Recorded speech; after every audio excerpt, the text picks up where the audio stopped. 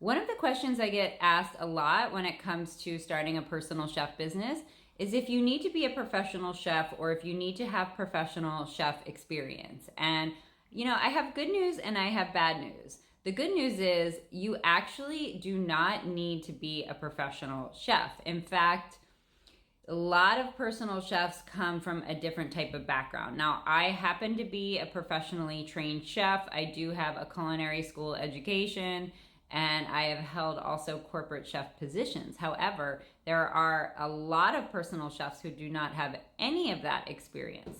Now, let me explain something to you about being a personal chef.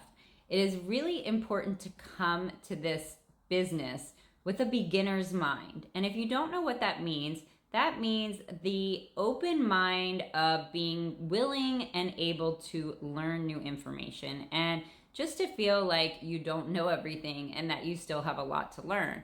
Like I said, I've been in this industry for a very long time, over 2.5 decades, and I still learn things all the time. I would say it's been about a year now. One of my clients taught me how to reverse sear a steak.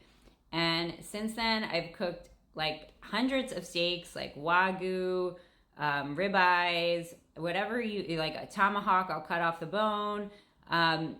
So many different types of steaks, fillets. I do them all reverse sear and they come out perfectly. Now, if you don't know what that is, that's starting the steak in a cold pan. That's not something I ever thought I would do, but to be honest, it beautifully cooks a steak and it's very nice and even. And now I see why starting them in a hot pan is very difficult. And a lot of times you won't get the results that you want. Now, if I had not come to this with a beginner's mind and thought my client has nothing to teach me because I've been a chef for 2 decades and I've already know everything, and this person is not even a chef, how could they possibly teach me anything? Then I would have never learned this method and probably could have lost a client because he would have not been happy with the way his steaks turn out. He is somebody who eats a lot of steaks and they have to be perfect every single time.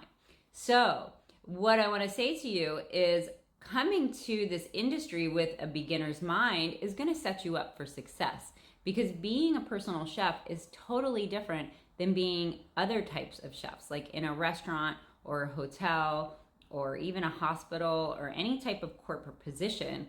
Being a personal chef is about being open to listening to the needs of your clients and adjusting the way that you want to do it to fit their needs. You take your own knowledge and skill and empathy and willing to really reach out and be the best of service that you can to your clients, and you create a meal for them that is within their goals, that is within their dietary restrictions. And to do that, sometimes you have to learn new things and you have to be open to doing things differently.